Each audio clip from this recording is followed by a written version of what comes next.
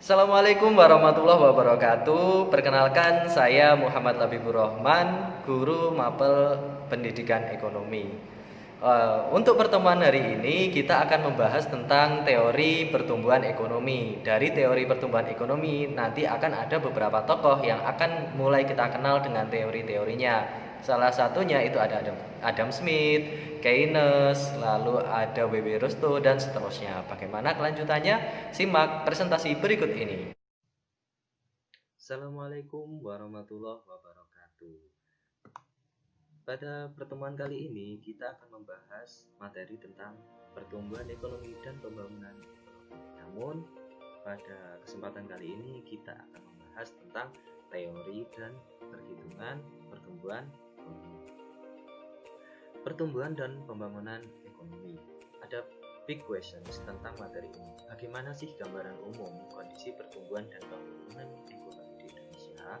Bagaimana strategi untuk meningkatkan pertumbuhan ekonomi dan pembangunan ekonomi di Indonesia? Kita simak selanjutnya. Oke, pertama, pertumbuhan ekonomi. Definisi pertumbuhan ekonomi adalah peningkatan jumlah produksi barang atau jasa pada suatu negara, yaitu PDB atau PNB, produk domestik bruto atau produk nasional bruto, digunakan untuk mengukur prestasi atas perkembangan perekonomian suatu negara. Ada beberapa teori tentang pertumbuhan ekonomi. Yang pertama, teori klasik. Yang kedua, teori neoklasik. Yang ketiga, teori neo-Keynes. Yang keempat, teori Rostow. Dan yang kelima, teori Karl Marx. Kita akan bahas satu persatu. Yang pertama, teori klasik disampaikan oleh Adam Smith dalam bukunya yang berjudul An Inquiry into the Nature and Causes of Wealth of Nations pada tahun 1776. Beliau mengatakan ada dua faktor pertumbuhan ekonomi.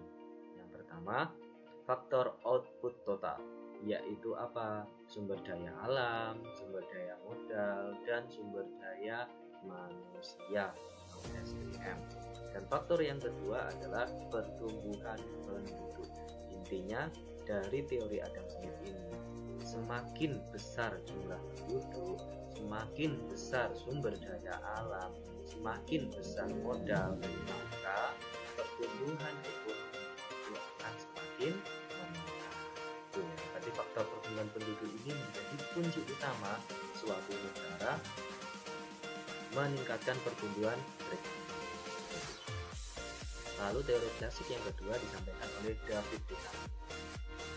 Beliau dalam bukunya itu ada sebuah teori yang berjudul The Law of Diminishing Returns, atau pertumbuhan penduduk menurunkan produk marginal karena terbatasnya.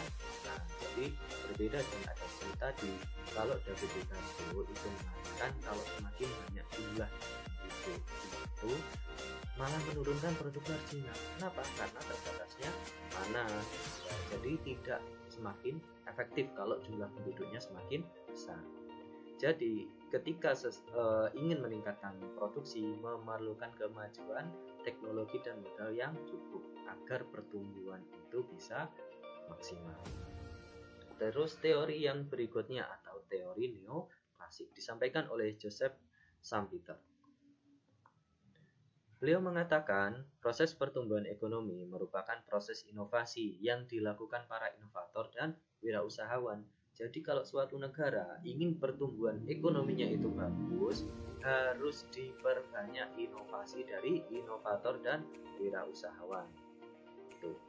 Terus teori neoklasik yang kedua disampaikan oleh Robert Solow. Beliau mengatakan proses pertumbuhan ekonomi adalah rangkaian kegiatan yang bersumber pada manusia, akumulasi modal, teknologi modern, dan hasil output. Jadi beliau kesimpulannya dari teori Solow ini, pertumbuhan ekonomi itu bersumber pada manusia, modal, teknologi, dan output yang maksimal. Intinya semuanya. Terus yang berikutnya teori neo-Keynes disampaikan oleh Roy F. Harrod dan F.C. D. Tomar atau biasa disebut Harrod Tomar. Sudah sama. Beliau mengatakan pengaruh investasi pada permintaan agregat dan pertumbuhan kapasitas produksi lah yang meningkatkan pertumbuhan ekonomi. Jadi suatu negara kalau pertumbuhan ekonominya bagus, bisa dipastikan menurut teori Keynes ini ya, bisa dipastikan bahwa permintaan di sebuah negara tersebut dan produksi atau kapasitas produksinya itu sama-sama besar. Contohnya di Indonesia, masyarakatnya banyak, otomatis permintaan barangnya juga banyak, konsumsinya pasti tinggi. Pertumbuhan produksinya, kalau Indonesia tidak bisa memproduksi barang untuk memenuhi kebutuhannya sendiri, maka Indonesia impor dari negara lain, dan otomatis dengan hal tersebut permintaan yang besar dan pertumbuhan kapasitas produksi yang besar akhirnya meningkatkan pertumbuhan ekonomi.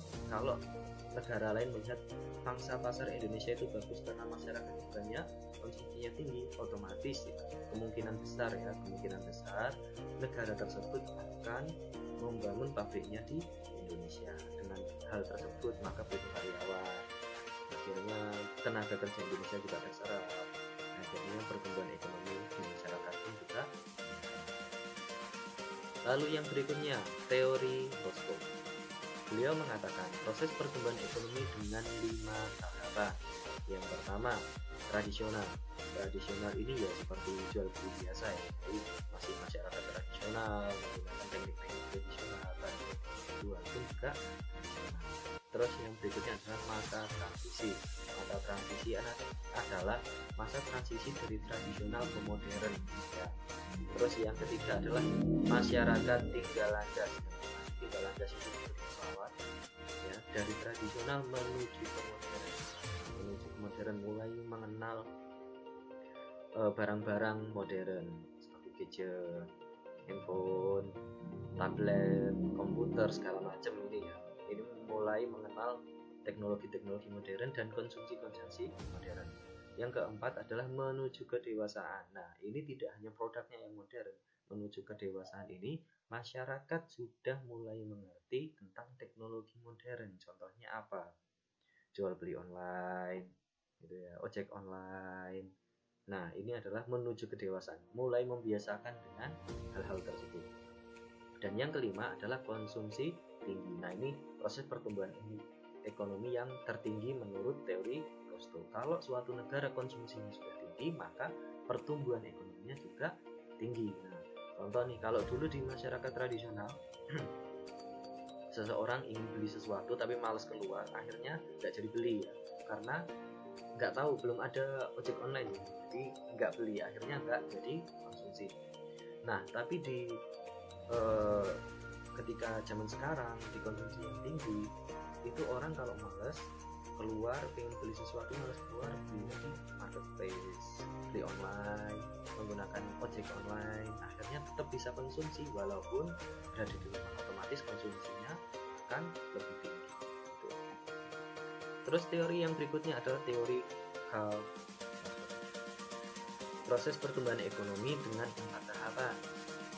Yang pertama, produksi untuk kebutuhan sendiri atau rumah tangga. Jadi seseorang itu memproduksi makanan atau memproduksi sesuatu untuk kebutuhan sendiri atau untuk dijual kepada lingkungan. Terus yang kedua, perekonomian sebagai perluasan pertukaran produk pasar atau rumah tangga kota. Lalu yang berikutnya, perekonomian nasional atau rumah tangga negara. Jadi skalanya sudah nasional. Suatu perusahaan memproduksi, skalanya sudah nasional, itu rumah tangga negara. Dan yang keempat adalah perekonomian antar negara atau ekspor impor. Ketika suatu negara atau sebuah perusahaan sudah melaksanakan ekspor impor atau berhubungan jual beli dengan negara lain, itu adalah proses pertumbuhan ekonomi yang tertinggi menurut teori Karl. Cara mengukur pertumbuhan ekonomi. Oke. Rumusnya adalah R sama dengan PDB T itu PDB tahun sekarang dikurangi PDB T-1 atau pertumbuhan PDB di tahun sebelumnya atau jumlah PDB di tahun sebelumnya. ya dibagi PDB T-1 atau tahun sebelumnya dibagi 100%. Contohnya seperti ini. Pada tahun 2016 PDB suatu negara mencapai 3.000 triliun. Tahun 2017 3.120 triliun, 2018 mencapai 3.200 triliun. Soal, apakah pertumbuhan ekonomi di tahun 2018? Oke, kita bahas. Dengan rumus seperti yang ada di kolom warna hijau ya. Kita masukkan R sama dengan PDB T-nya itu 3.200 atau PDB tahun 2018 dikurangi PDB T-1 atau PDB tahun 2017 dibagi 3.120 atau PDB di tahun 2017 dikali 100%. Sama dengan R itu pengurangan dari 3.200 dikurangi 3.120 yaitu 80 dibagi 3.120 dikali 100%. Hasilnya adalah 0,025%. Jadi pertumbuhan ekonomi dari tahun 2017 ke 2018 mencapai 0,025%. Demikian materi tentang teori pertumbuhan ekonomi, sangat menarik bukan? Ada beberapa tokoh yang sudah kita mulai kenal yang mungkin anak-anak di sini belum kenal sama sekali, tapi dengan teori-teori yang mereka kemukakan kita jadi lebih tahu tentang teori-teori pertumbuhan ekonomi dan bagaimana cara mengembangkan atau bagaimana status perekonomian kita di Indonesia. Sampai ketemu lagi pertemuan berikutnya. Assalamualaikum warahmatullahi wabarakatuh.